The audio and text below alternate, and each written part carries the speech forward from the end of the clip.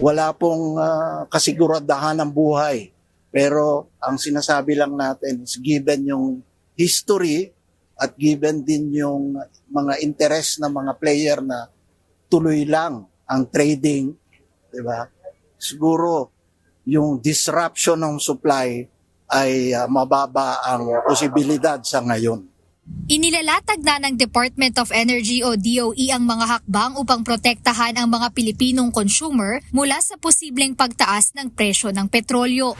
Ito ay bilang paghahanda sa posibleng epekto ng tumitinding tensyon sa pagitan ng Israel at Iran. Ayon kay Energy Officer in Charge Undersecretary Sharon Garin, aktibo silang nagpapatupad ng mga hakbang upang masiguro ang matatag na supply ng petrolyo sa bansa at maprotektahan ang ekonomiya. Wala po kaming nakikita ngayon kasi nag-run down kami ng history of oil crisis and everything. Ngayon po, hindi po ganun ka-imminent ang problem. Pero medyo inuunahan na ng DOE, including DOTR and DA, na kung ano ba ang pwedeng aksyonan para ready na tayo in case mangyari yan. Dagdag pa ni OIC Garin, nakikipag-ugnayan sila sa industriya ng langis at mahigpit na babantayan ang antas ng inventaryo upang mapanatili ang kasapatan ng supply.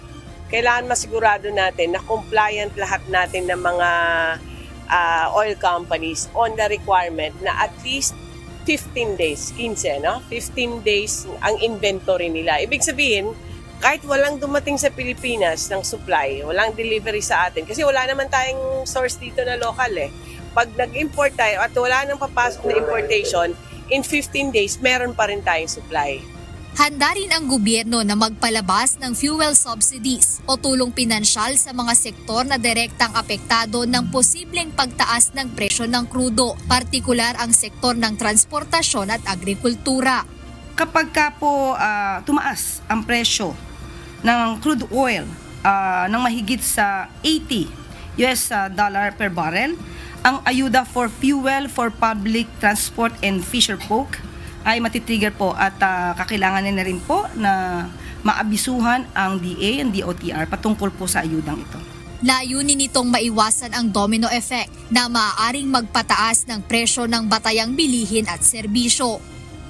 Tiniyak ng pamahalaan na patuloy silang magbabantay upang masiguro na hindi lubhang maaapektuhan ng mga nangyayaring geopolitical tension sa ibang bansa ang pang-araw-araw na buhay ng ordinaryong mamamayang Pilipino.